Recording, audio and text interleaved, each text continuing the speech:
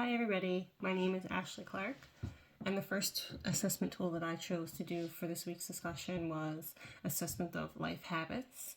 And the purpose of this tool was developed to assess the quality of social participation of people with disabilities by estimating how a client accomplishes activities of daily living and social roles.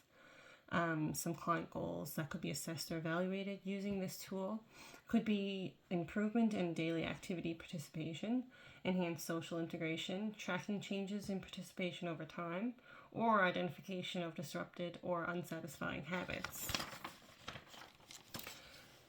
TR uses outcomes like improvement in daily activity participation and practice for several evidence-based reasons. So this aligns with the core philosophy and the holistic benefits of recreation-based interventions, like promotes functional independence, enhances psychological well-being, and aligns with client-centered goals. TR prioritizes an outcome like enhanced social integration because it is supported by the principles of TR theory. Additionally, it addresses the core human need like belonging, leisure as a context for social skill development, and community reintegration as a primary goal. TR also uses outcomes of tracking changes in participation over time as a fundamental practice. This longitudinal approach is critical for demonstrating the value and effectiveness of TR interventions. It objectively measures intervention efficacy and to inform and adjust treatment plans. So the second tool that I decided to do for this discussion was range of impaired functioning tool.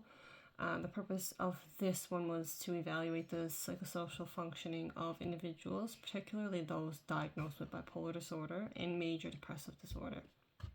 So client goals or outcomes that could be assessed using this tool would be develop and implement a morning routine to arrive on time for work or school at least 4 out of 5 days per week.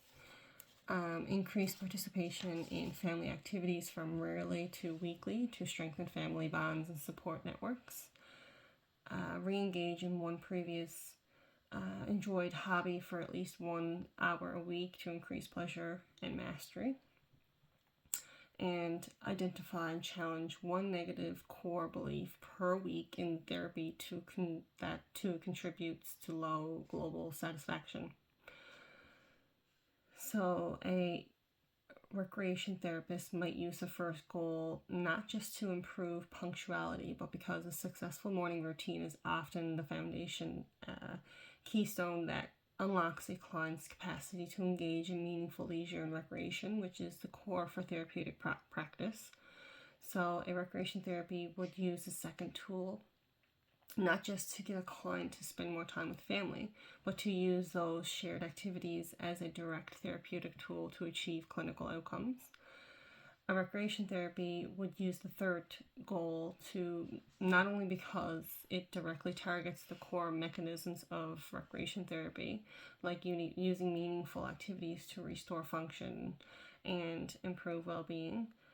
And the fourth goal, a recreation therapy would use this one because these beliefs are the primary internal barriers that prevent a client from engaging in the health, leisure, and recreation that is the pathway to their recovery.